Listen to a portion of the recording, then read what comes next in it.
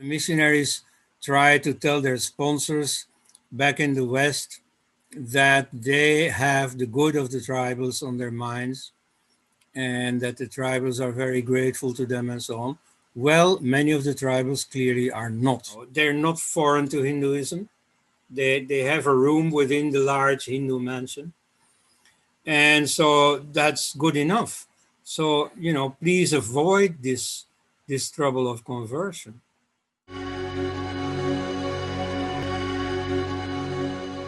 So we start in an unexpected place. Today, it is 125 years ago that Subhas Chandra Bose was born, someplace in Orissa, very near to a tribal belt.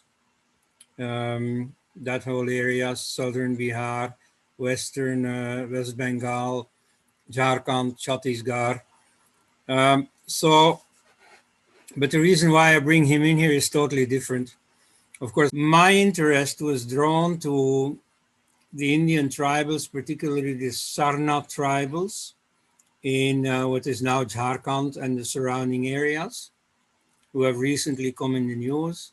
We'll go into that. Because of the fact that a certain missionary, a Catholic missionary in that area, achieved some fame in my country, maybe to some extent in India as well. And so I'm not at all in favor of the missionary operation. And this is where the likeness with Bose comes in. Bose has many great things to his credit, but also something, more problematic. Similarly, the missionary operation is quite problematic, but it also has some great achievements to its credit that perhaps many Indians don't realize. And so none of that makes good what the missionaries are trying to do, namely destroy all other religions. Nevertheless, they are achievements. So, in the 19th century, in Chota Nagpur near Ranchi, which is the capital of Jharkhand, the Flemish Jesuit Constant Levens founded a mission. And this became quite active. He particularly ingratiated himself with the tribals by giving them juridical help. You see, a problem they faced was that more and more of their land was being taken over by landlords or by industrial operations. And they had nothing to say over it, not even to receive monetary compensation or whatever.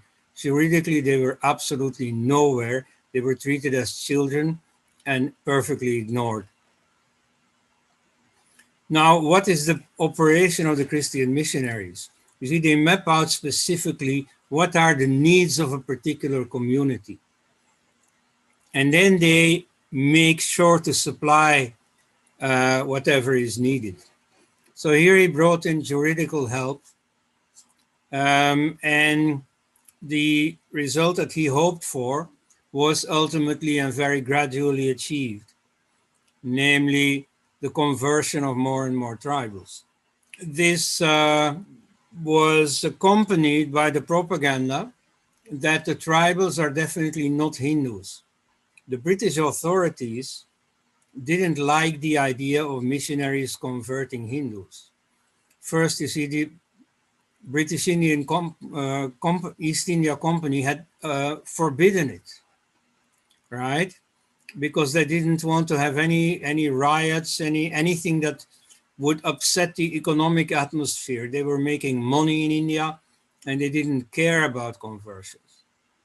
So in the British Parliament, William Wilberforce, a very important politician, he also abolished slavery, among other things, so he's quite a historic figure.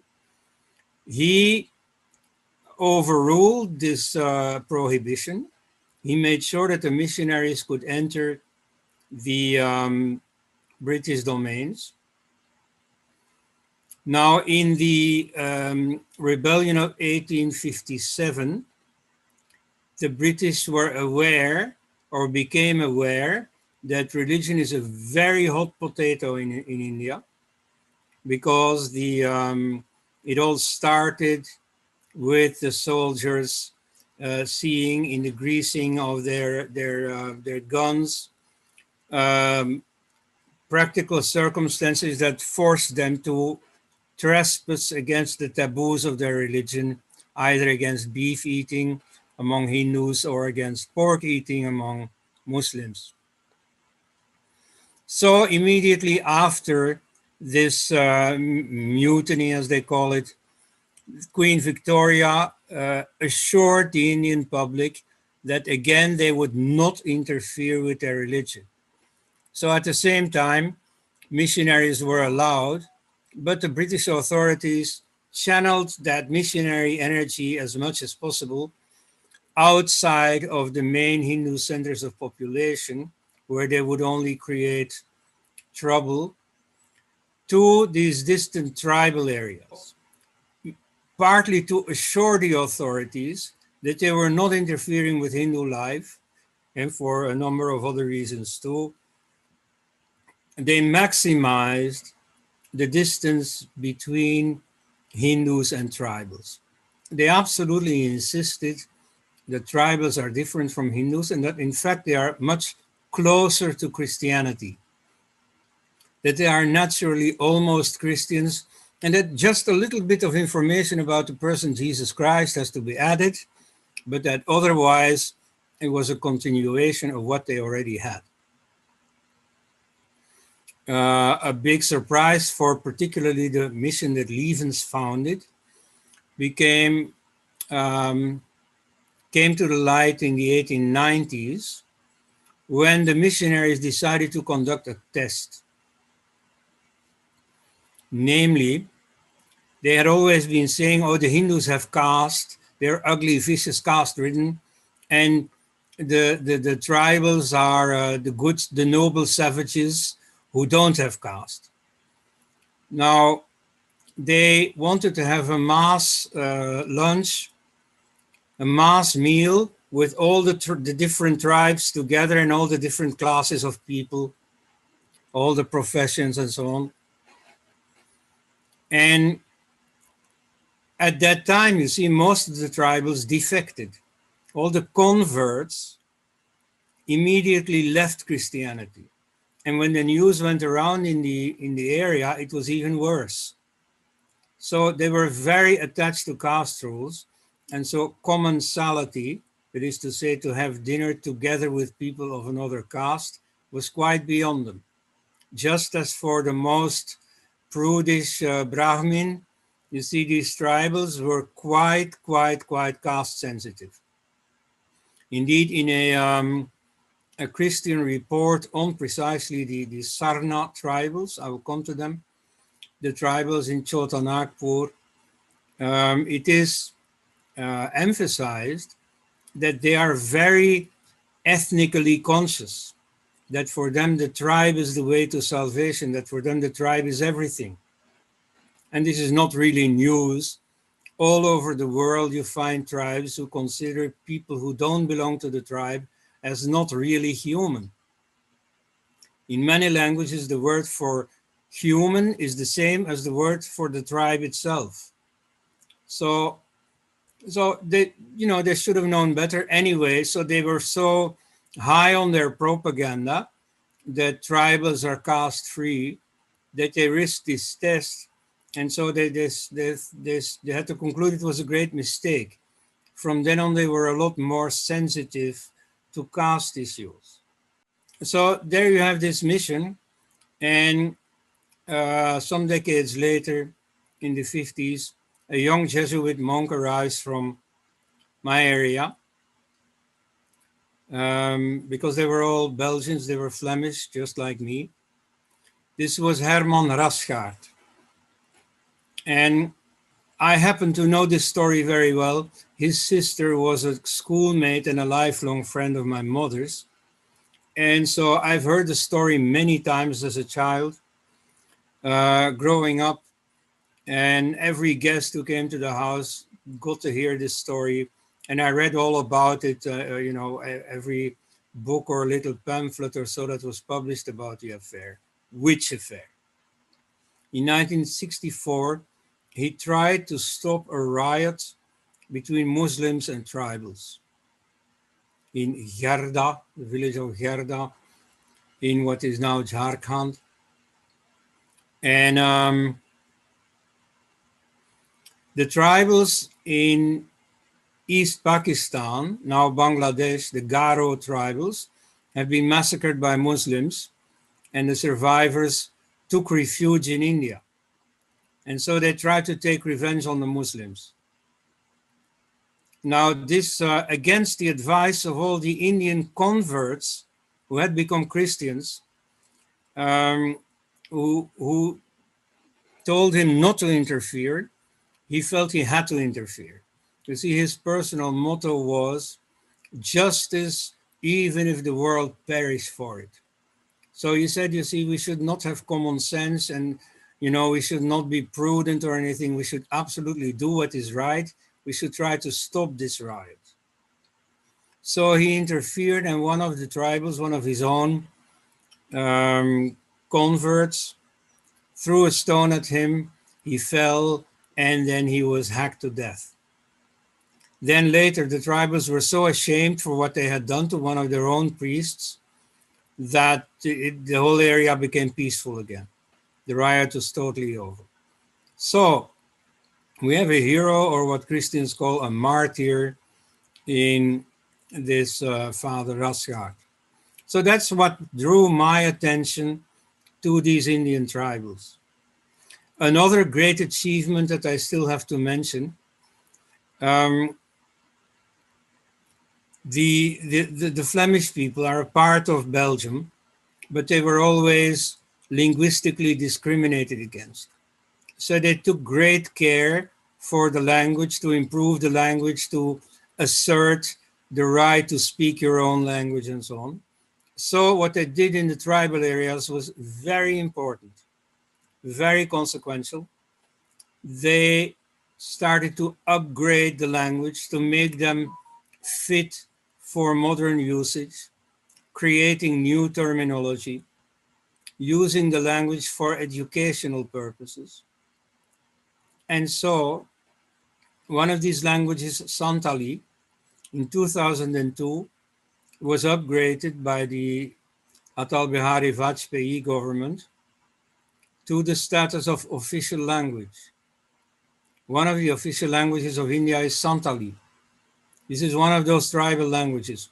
Well, it never would have achieved this status had it not first been developed as a language of modern culture by precisely those Jesuits.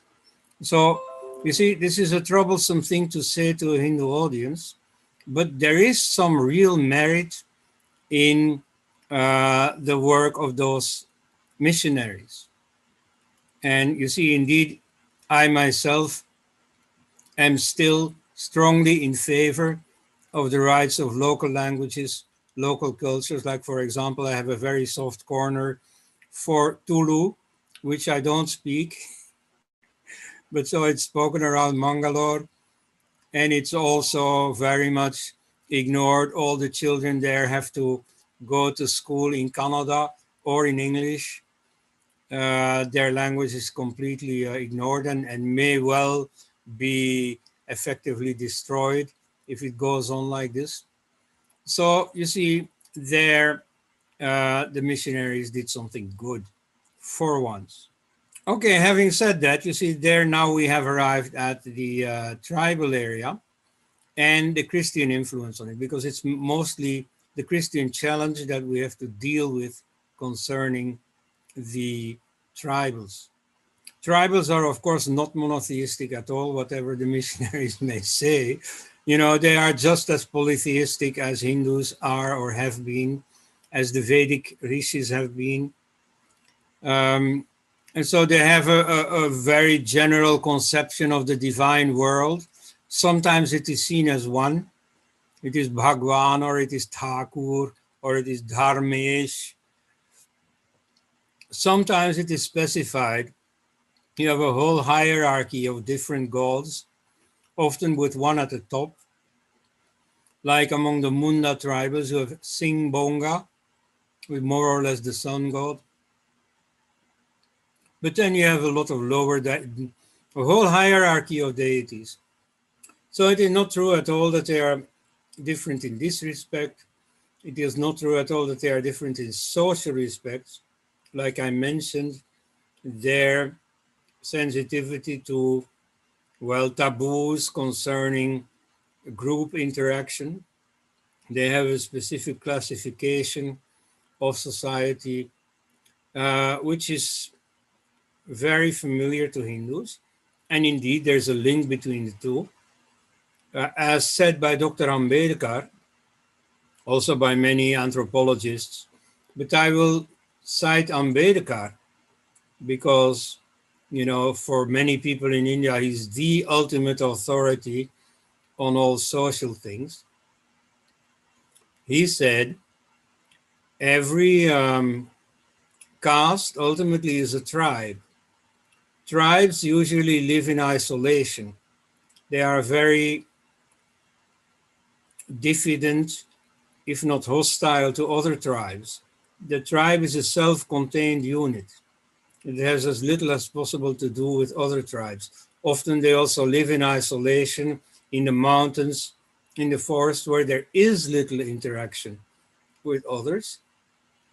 Now, as they gradually became part of an expanding Vedic society, they integrated into it, they became part of it, yet they retained their tribal identity, which was often marked by their own cuisine, their own music. Even after adopting another language, they would retain their own dialect. You know, there would be something distinctive. They had their own dress code. And so all that distinctiveness remained after integrating in Vedic society. That became caste. There's nothing conspiratorial about caste, about like the invading Brahmins imposing caste apartheid on the natives or what have you. This is all nonsense. You see, caste naturally developed out of the integration of tribes into larger society. Now, some tribes retained their distinctiveness quite well into the British period at least. Often they were in revolt against the British, like the Birsa Munda revolt in the area that I've already mentioned. Indeed, I think that an airport over there is named after him, Birsa Munda Airport. It's either in Ranchi or in Raipur, Chhattisgarh. So that might endear them to Hindu nationalists. You know, oh yeah, you know, they took part in the freedom movement. Often also those rebellions, interestingly, were precisely directed against the Christian missionaries. Because, as I mentioned, Christian missionaries tried to ingratiate themselves with the tribals by offering them something tangible in the field of law, as I mentioned, and of course also just like everywhere in India and in Africa and so on, through schools and through hospitals. Nevertheless, the tribals, just like all other Hindus, also resented the attack on their culture. But this again they have in common with all other Hindus. Now, why have the tribals in this area of Chhattisgarh, Jharkhand, and so on come into the news? Well, in Jharkhand at least, you may have heard about a month ago or less that a Sarna code bill has been piloted in the state parliament of Jharkhand. What does this mean? Now, the local tribals are usually summed up with the name Sarna. Sarna means a sultry, means a little forest, a grove. And so it means the practice of religion in sacred groves. Now, to call that tribal religion might sound natural to most of the world because they associate tribalism with primitive environment, with forests and so on. In fact, it's a bit deeper than that. The veneration of trees is very natural to people all over the world. You can see it in the Vedas already. The Vedas are a sylvan culture. There is a forest-centered culture. They equally worship in open air, just like those tribals. They don't worship murtis. That came in later, perhaps from South India, where it is still the most developed, the most sophisticated. So they worship the gods in their natural state. When they worship fire, they don't make a statue of the fire god. No, they worship fire. They don't need a statue of the sun god. They worship the sun. Like every morning, they do the salute to the sun. So you see, the worship of trees is a very natural thing, but it's okay, you see, if the tribal religion is summed up as that. In modern parlance, modern secular intellectuals who have just very little understanding of religion don't see the religious aspect of that. What they see is the ecological aspect. They say, oh yeah, it's very good, to protect the natural environment and so on. Yeah, tree worship is a good starting point. Well, I don't know if the tribals or anyone else was that nature conscious, let's say 200 years ago, when nature was not an issue. The forest was everywhere. It was not threatened. Tigers and elephants were part of the environment. They were not threatened. They didn't need protection. So I'm not sure if they had that protection in mind. Like of the Native Americans, whites developed this image of people living close with nature. But, that's not entirely sure. Who knows? I mean, we weren't there when nature wasn't threatened. Who knows what their original culture was like? It is now that this has come to be emphasized because of the contrast with industrialization, with the gifts of modernity. Anyway, so that's who they are. Now, as such, the Christians in their propaganda say that they are not Hindu, that they are close to Christianity, but nevertheless they do try to convert them just as much as they will try to convert Sikhs or Hindus or anyone they can get. And against this, the tribals want to defend themselves. In the 60s, it was a local tribal, Kartik Oraon, belonging to the Oraon tribe, who piloted the very first freedom of religion bill, that is to say, an anti-conversion law. And so Madhya Pradesh at the time had its, and Orissa had their anti-conversion laws. Meanwhile, a few more states have them. They are quite toothless. I don't know of any conversion that has been stopped by these laws, but at least they make a symbolic gesture that conversion is not really something we want. It's not something the tribals want.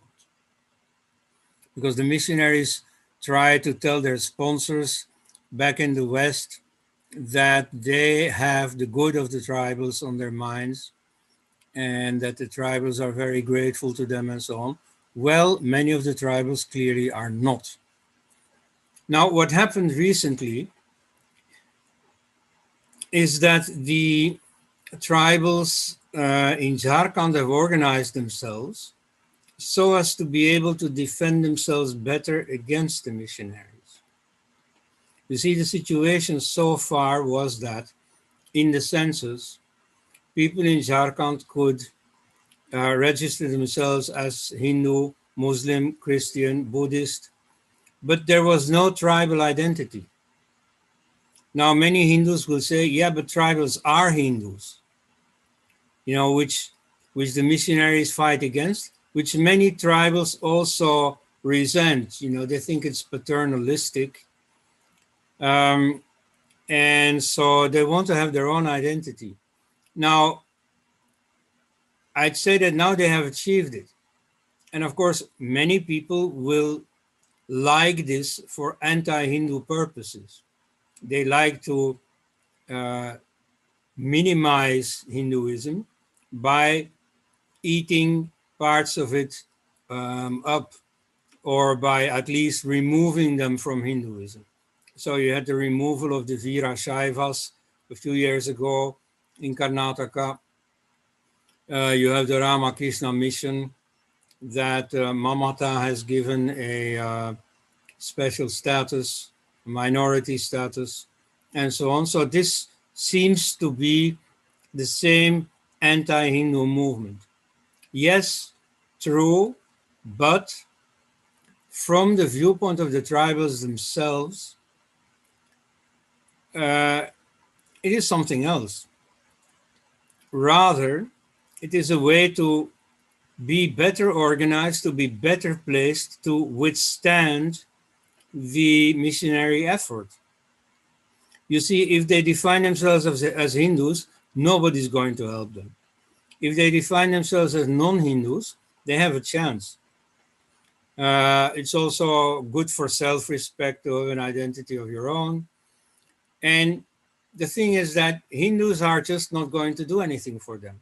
The so-called Hindu nationalist government will absolutely never move a finger for them.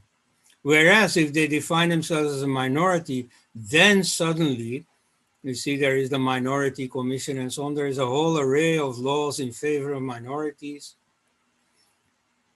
There is also a specific aspect here that's not been entirely settled yet, but here also they try to position themselves better to solve it in their favor, namely the issue of reservations.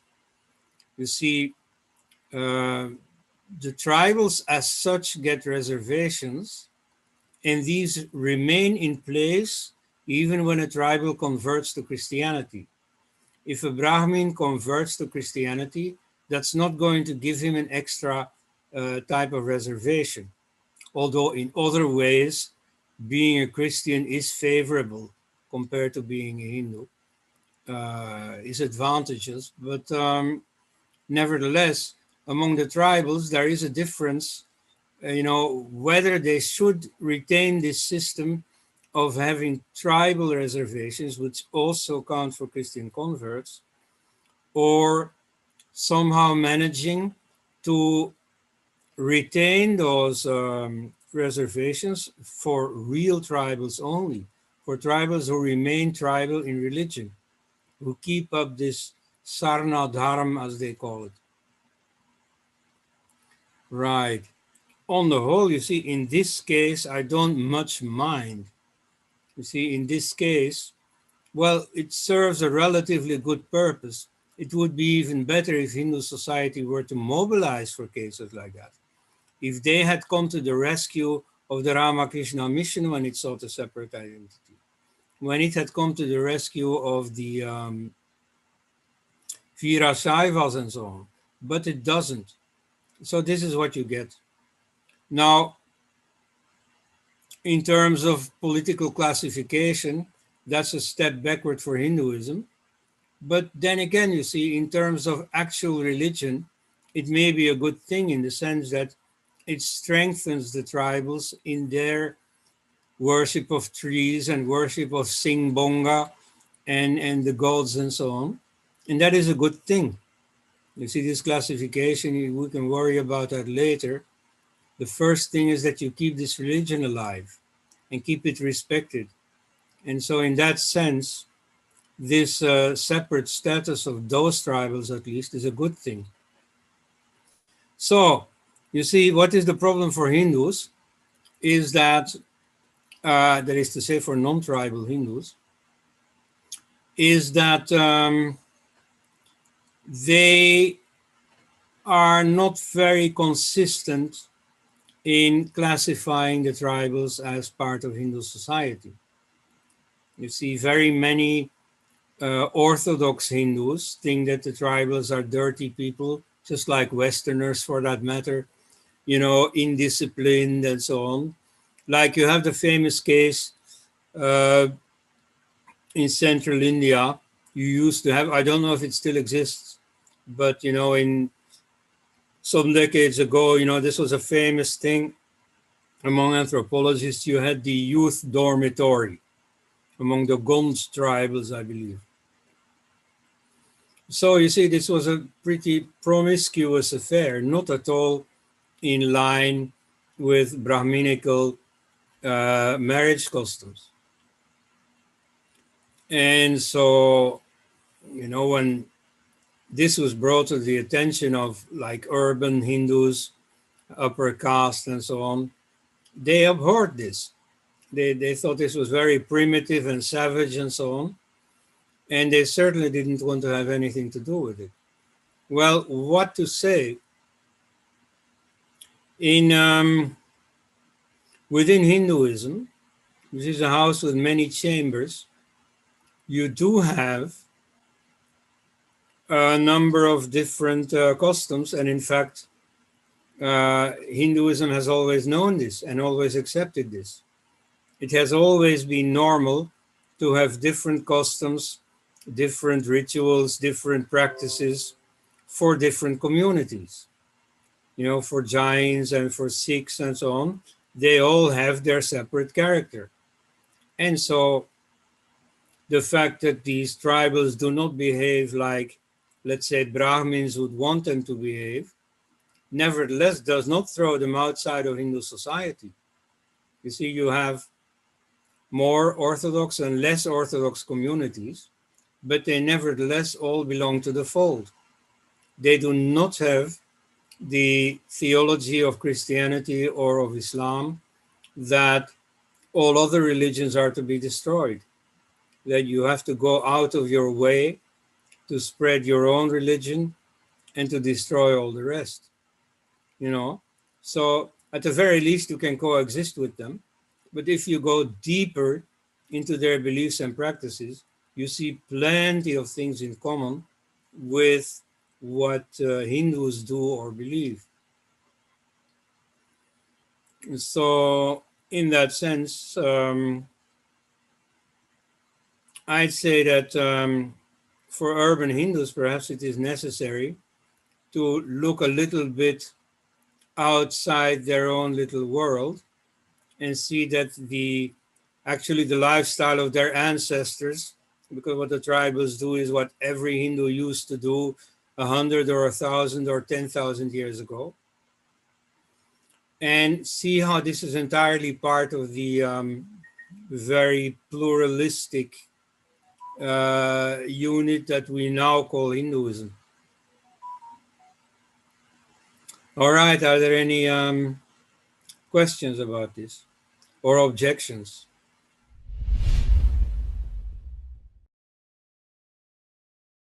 Dr. Elst, there are three aspects, I think, which need the attention of the Hindu community. One, to help the tribals develop, as the Christian missionaries did in the beginning. Find out what the tribals need and provide that. One. Second thing, help the tribals to adapt and develop into the modern age at their pace.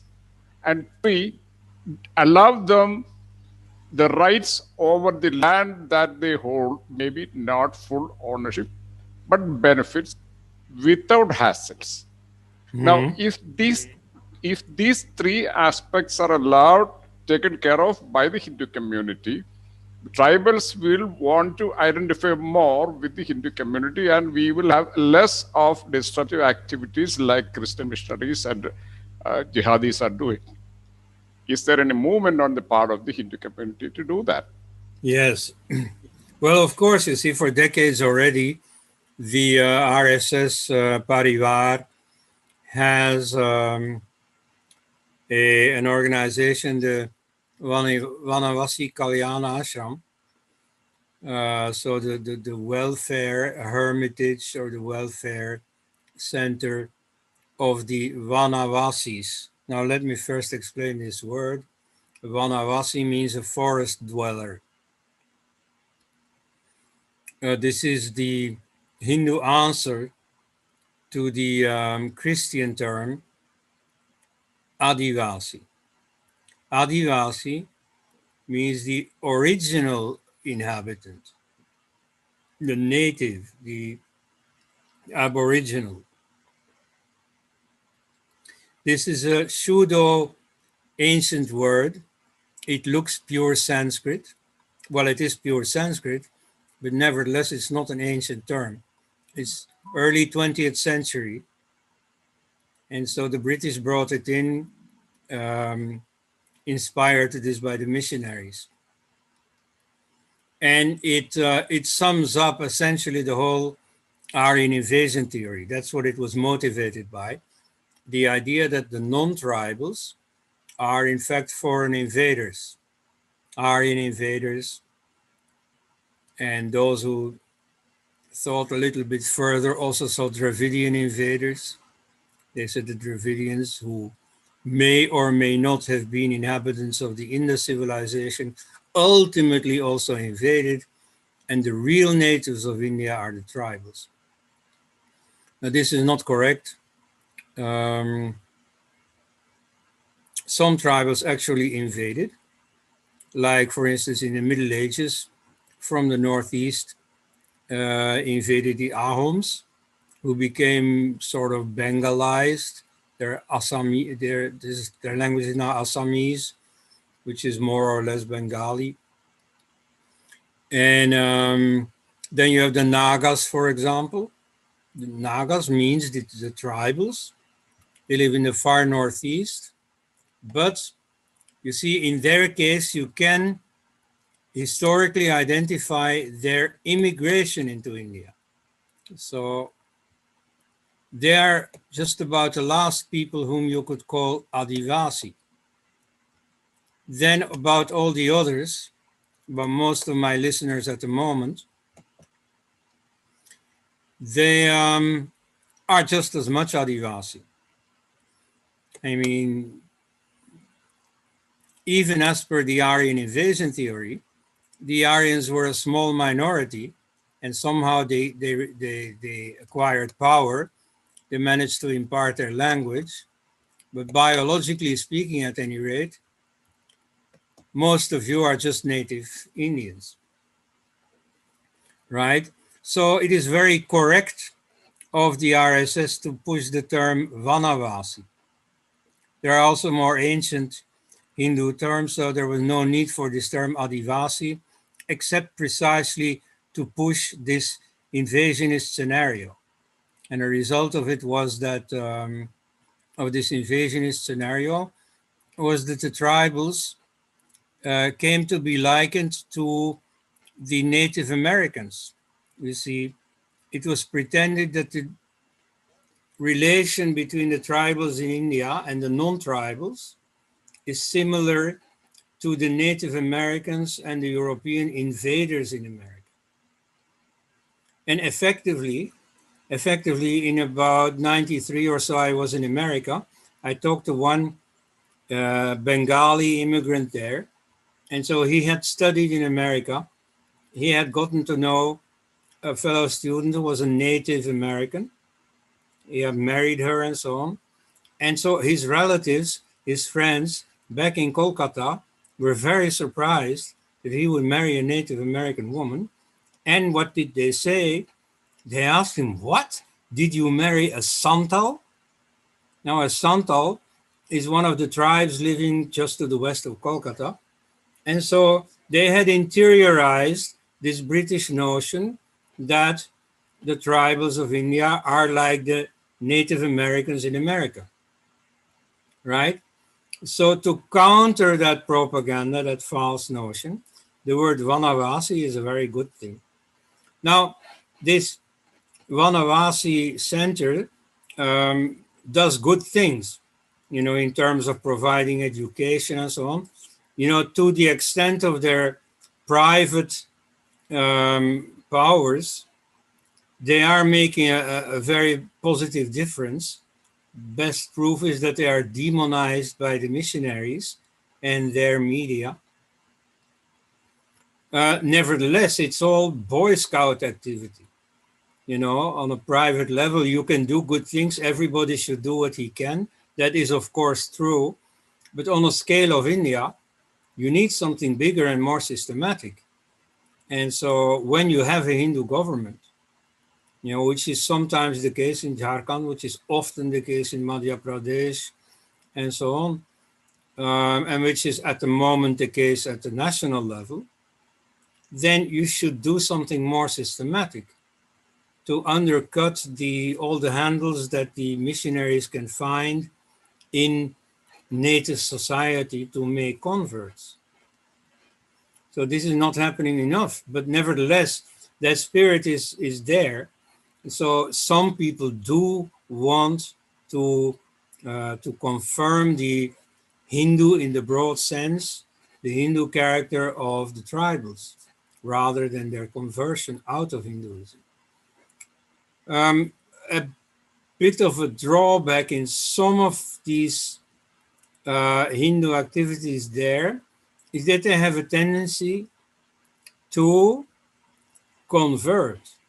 And in fact, it's greatly highlighted in the Christian propaganda to make the point that tribals are not Hindus. The tribals have no viable religion of their own, so they are going to convert ultimately either to Christianity, which is a good thing according to the missionary propaganda, or to Vedic Puranic Hinduism, which is full of superstition and oppression and so on. And so there are indeed a number of Hindus who want to do something good for the tribals, but at the same time, they, just like the missionaries, think that the tribal religion isn't good enough and it is in need of being provided with something else, either the story of Jesus or the story of Rama and Krishna and so on. Whereas you see their own Singbonga or Doni Polo, or as they call it in Arunachal Pradesh, where they have a sun and a moon god and so on. I mean, whatever gods they have is, you see, according to some urban Hindus, not good enough. They want to give them specifically the stories from the Puranas and so on, when that, I don't know, that's not really necessary. You see, their religion is good enough. It's just like a year or so ago, there was the renaming of a few islands in the Andaman archipelago. And they were given names of, I think, some of the officers in Subhas Chandra Bose's liberation army in the Second World War that had occupied or liberated, at any rate, taken control of the Andaman Islands.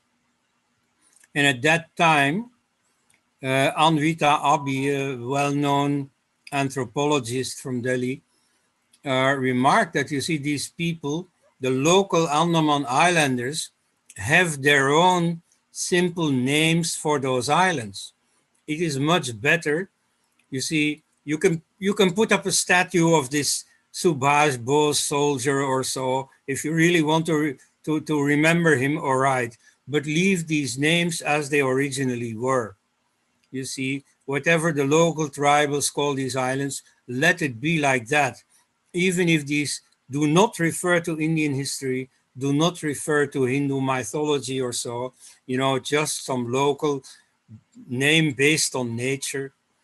And so I think that is the correct attitude, you see.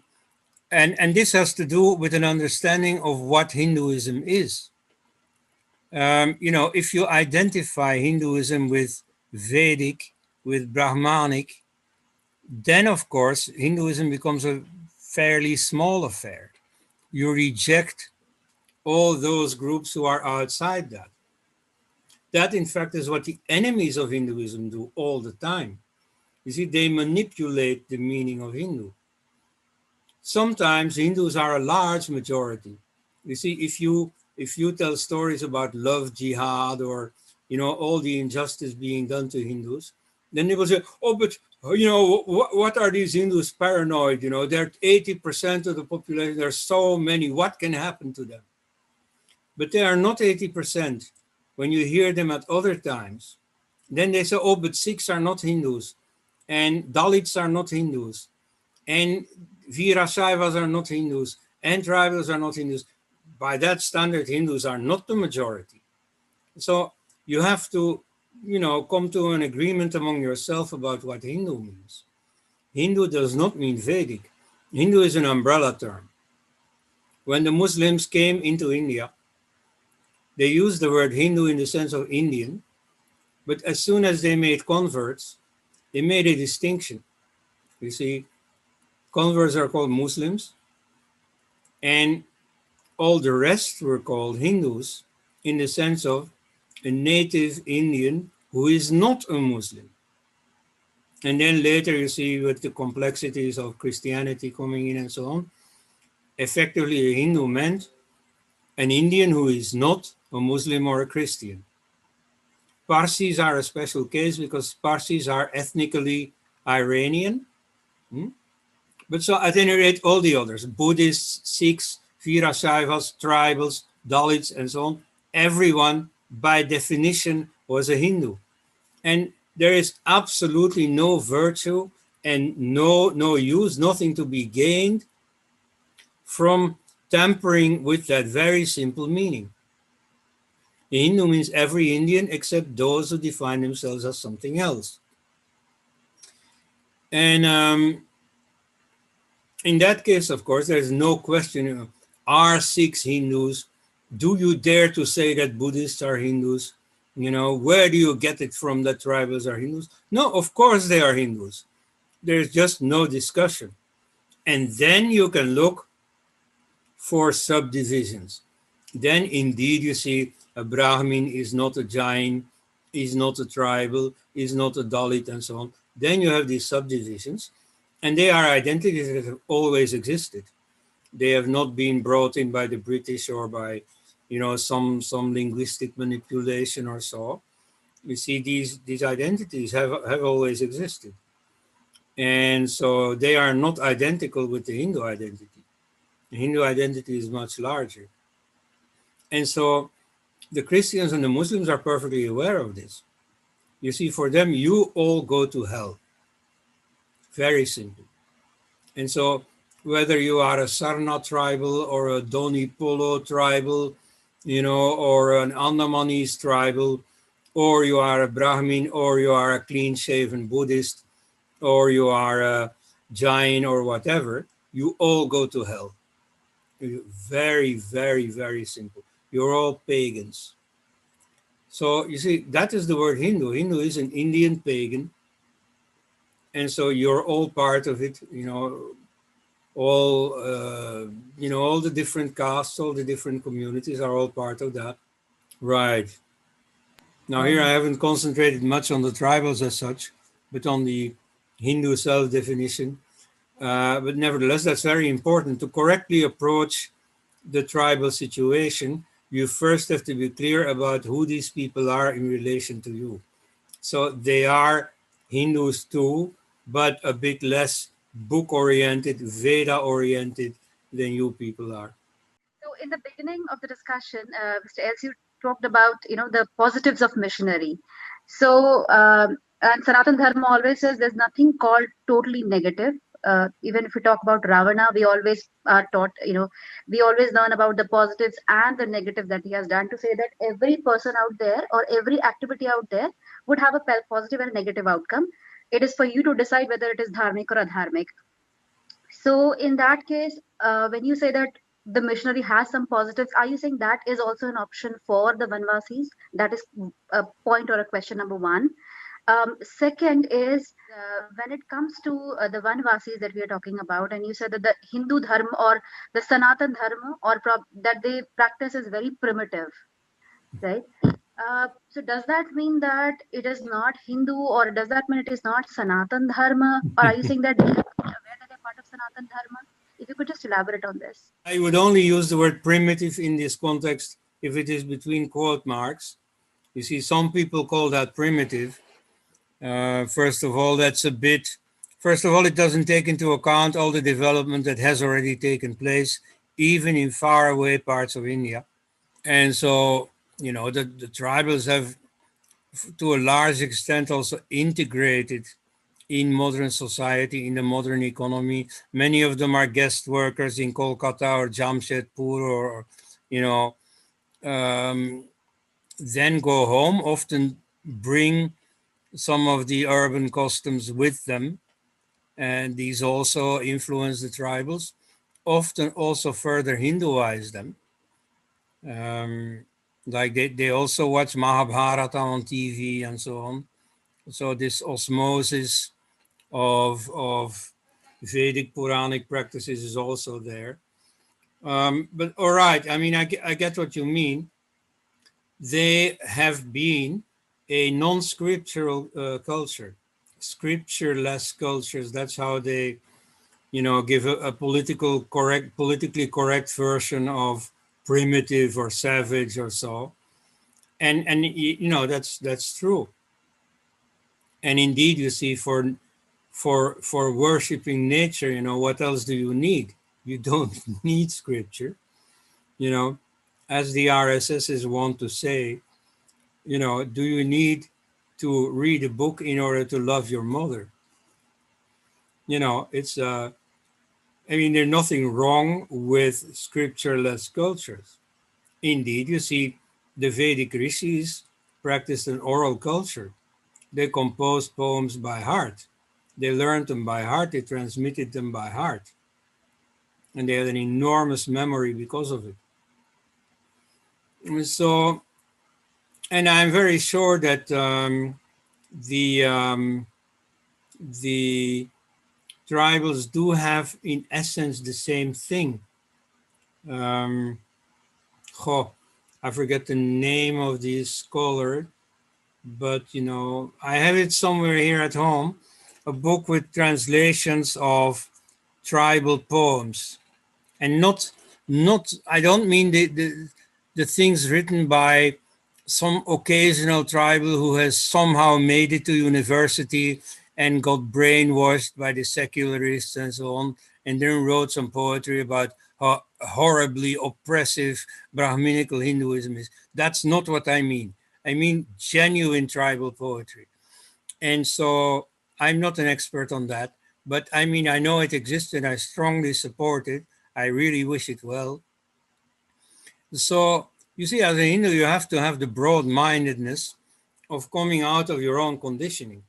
Your own studying of like Vedic Vedic recitation and so on is very worthwhile, very important. Nevertheless, you should see that some things are happening outside of that also, and that are not foreign to you, that do not have the same relation to you as Islam or Christianity have. So my first question was Yeah. that you say that the missionary also has some positives. Does that mean that you're saying that is also an option? The people, maybe the Vanvasi should explore if that is where their faith lies. Because the challenge that the Hindu society has is the moment the conversion happens, people want to distance themselves from the civilization, from their roots. And so I don't think anyone has a problem if one wants to, worship Jesus for that matter, or Muhammad, but the challenge is that for them to distance themselves, from their past, from their family, from their lineage. Well, you see, then it is not real Christianity or real Islam. You see, if it's only a matter of worshiping Jesus, you can say, well, you can worship anyone. Within Hinduism, you're quite free to pick any object of worship. So in that sense, Jesus is no problem. But you see, these religions come with an entire agenda of claiming a monopoly and therefore of wishing the destruction of everyone else. So that is what is problematic. Otherwise, you have to look, you have to dissect Christianity. What are the good things in it? And what are the defining bad things in it? And so, I mean, I know that there is life after baptism. I mean, I've been a Christian for, I don't know, maybe 14 years or so. Then I quit. And there's also life after reconversion or conversion out of Christianity. There's very much, but so in the concrete case of India, there is just no need for conversion. There is no need for you people, not even for tribals, to go through everything that we have gone through, I mean, we've been forced into Christianity 1500 years ago, and now finally coming out of it. You can save yourself the trouble. You have everything inside Hinduism, as even Mahatma Gandhi. I'm not a friend of Mahatma Gandhi, but sometimes he said he was spot on, and so he said there's no need for the missionary operation. There's no need to convert people. In Hinduism, you have all you need, and so these tribals, they have all they need. Okay, maybe it's useful to them to learn about what the Upanishads said and so on. Maybe that'll enrich them, just as that is enriching people in the West nowadays. But, they're not foreign to Hinduism. They have a room within the large Hindu mansion. And so that's good enough. So, please avoid this trouble of conversion. I mean, apart from it being a big mistake, to believe that mankind has fallen and can only be redeemed by Jesus' resurrection and so on. That's a mistake. You see, those beliefs are primitive. If you want to use the word primitive, well, those are primitive. So you can just avoid that, just save yourself the trouble. My question is related to history. So somewhere in his work, K.S. Lal noted that because of Islamic conquest, many of the urban people actually ran away into the forest, and many of them are now living as tribals. How far has this been followed up, and how extensive is this phenomenon? Yes, okay. I must say I haven't followed it up. You see, I've also read this, and it makes the problem even more intricate and complex. So yes, you see, some tribals have a history of not being tribals, right? But you see, that's long ago, and I don't think that has much influence on the situation today. By contrast, they, as well as all the other tribals, have now, just through modernity, integrated more and more into modern society. So in that sense, you see, the category tribal itself is already questionable, more and more questionable, in the sense that, they're also going to school. They use the same handbooks as everyone else. They watch the same TV programs and so on. So in that sense, you see, they're not so different from, and less from other communities. Now, they do, but within Hindu society, that does not prevent you from having a separate identity. And indeed, you see, that's how the whole caste system came about. Tribes retaining their own identity even while living together with other tribes. So, that's now at a higher level repeating itself, and that's no problem. Whatever the specific history of each tribe. So yes, some tribes have this prehistory of, urban people taking to a nomadic life in order to escape Muslim oppression and so on. Yeah, that's also there. But you see, the practical solution for modern tribals today is, well, accepting that there really is no problem. You see, let them all have their identity to the extent that they want, and meanwhile integrate in India, also as much as they want and as much as is desirable. These things, these are just normal processes, you see. Just let the society evolve. I mean, as long as there are no forces that try to break India, that try to use these separate identities as levers to break India, then otherwise, this will be all right. Our first question is like that. We have seen many of the Christians, they are converting in Islam. So what will they get when all will convert in Islam? Like for just heaven, why should I do so many things? Because if I can have some money also. My second question is Bhim Army, Jai Bhim one. So what is their role in conversions? Are they converting very much or? And my third question is, what is the mindset before of the tribal when they convert? Means what are they mind? What they think that I will get? If they are changing their god, means they are for the Sikh. They are you can worshiping Devi, and next day they are worshiping Jesus. So what's their mindset? And my fourth question is, in Hindu, you can see God is for whole universe. So why are majority of gods are born in India only? Why not? Well, anywhere? don't underestimate. You see, Anatolia, present-day Turkey, used to be known in the ancient world as the land of 1,000 gods. So India is not alone in this respect. Right. Well, you see, if people convert, often it's not sincere, it's because of specific benefits. And the missionaries know that. So they try to make sure that their converts do not feel like they are on a gravy train. Because suddenly, some material benefits come in from America, specifically for the converts.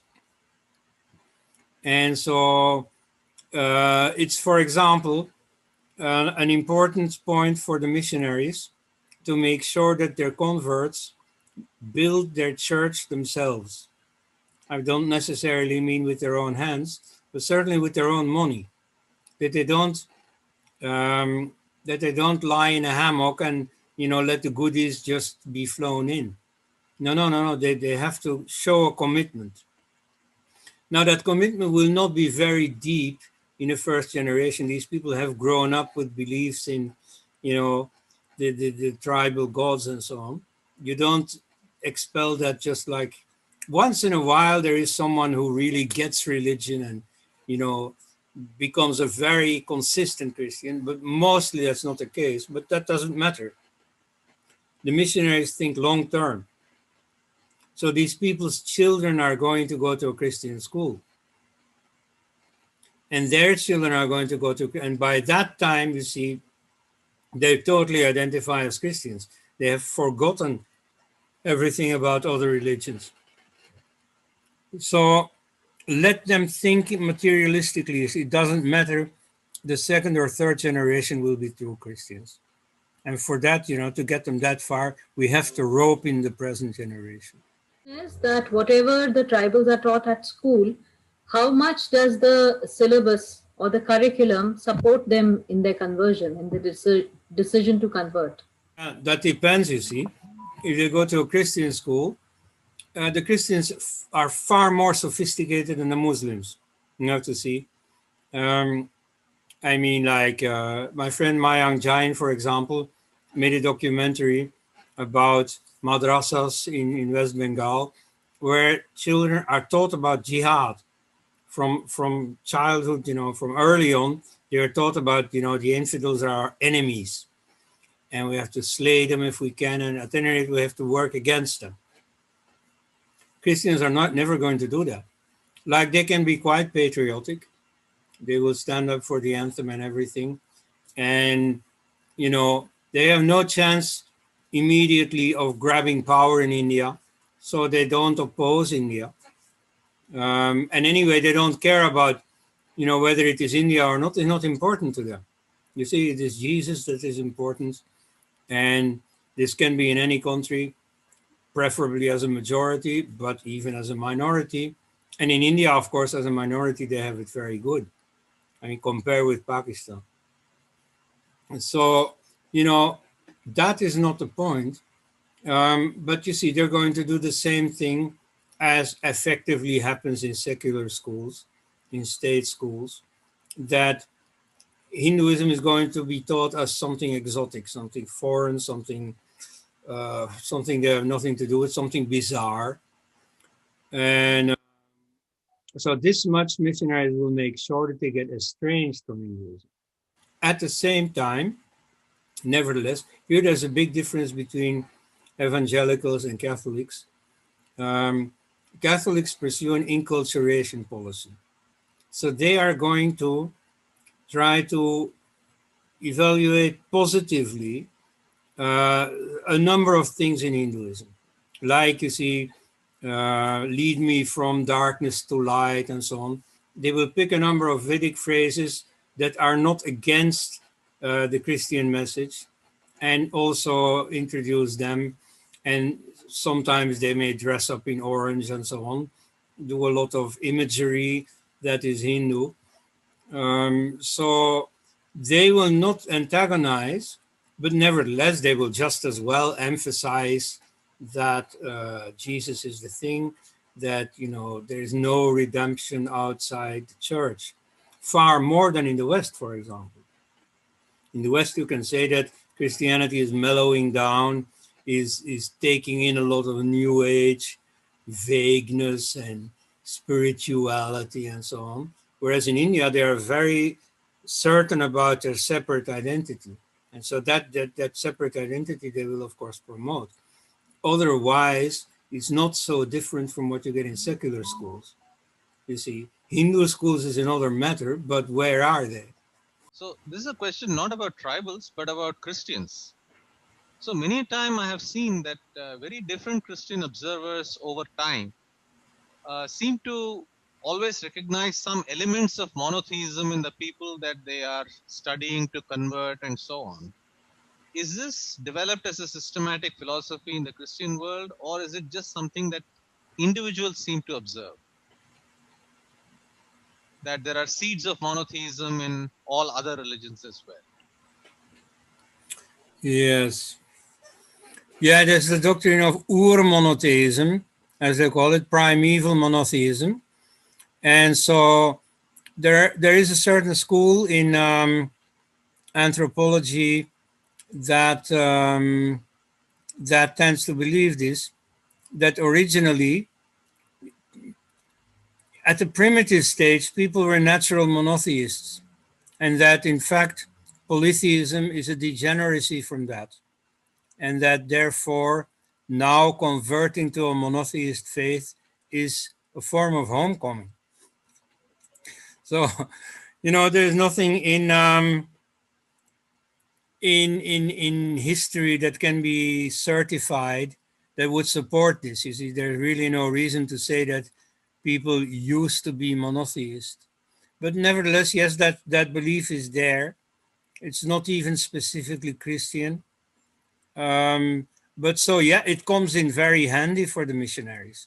You know, to say to tribals, well, you see this this belief in all these spirits and so on, that's a bit of you know, that came extra, and that's you know, like a cancerous outgrowth. You know, you can do without that, leave that out and stick to the one God. And now we are going to tell you something specific about this one God, that he has a son named Jesus and that he redeemed you and so on. But so they like to present it in such a way that Christianity is only a small difference with what they already have. And so that's quite common. It's certainly common among Catholics. Among Protestants, among evangelicals, you far more get this idea of presenting all the, you know, the tribal gods, the Hindu gods, as devils, the pure demonization, praying to false gods and so on. And so there you have a far more hostile attitude. You know, you can fairly quickly see the difference between the two when you encounter them.